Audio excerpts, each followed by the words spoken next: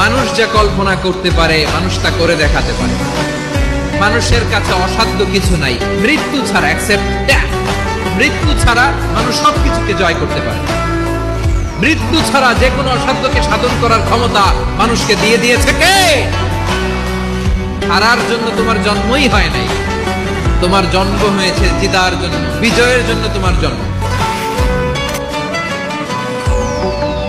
বিষ্ণু বলেন, যে ব্যক্তি কোন সংখ্যালঘুকে হত্যা করে জান্নাতের ঘ্রাণ তো পাবেই, জান্নাতে তো ঢুকতে পারবেই না, জান্নাতের ঘ্রাণও তার নাকে লাগবে না। পড়েন নাউযুবিল্লাহ।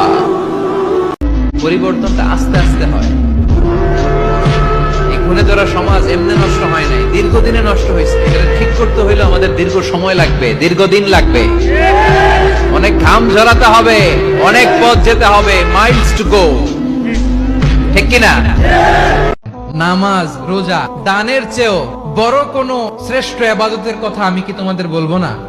সাহাবারা তো অবাক, বলে কি নামাজের চেয়ে বড় ইবাদত, রোজার চেয়ে বড়, দান করার চেয়ে বড় ইবাদত? সাহাবীরা বললেন বালা ইয়া রাসূলুল্লাহ। নবী বলেন, বিশ্বনবী বললেন, নামাজের চেয়েও বড়, রোজার চেয়েও বড়, যাকাতের চেয়েও বড়, সাদাকার চেয়েও বড় একটা ইবাদত আছে, আমি কি তোমাদের বলবো না? সাহাবারা বললেন, ইয়া রাসূলুল্লাহ, বালা, অবশ্যই বলবেন, সেটা কি? বিশ্বনবী বললেন, ইসলাহু যাতিল বাইন। দুইজন যখন ঝগড়া লেগেছে, তোমার দুই ভাই যখন ঝগড়া লেগেছে, এই দুইজনের মধ্যে বিরোধ মিটিয়ে মীমাংসা করে দেয়া হচ্ছে সবচাইতে সেরা কাজ।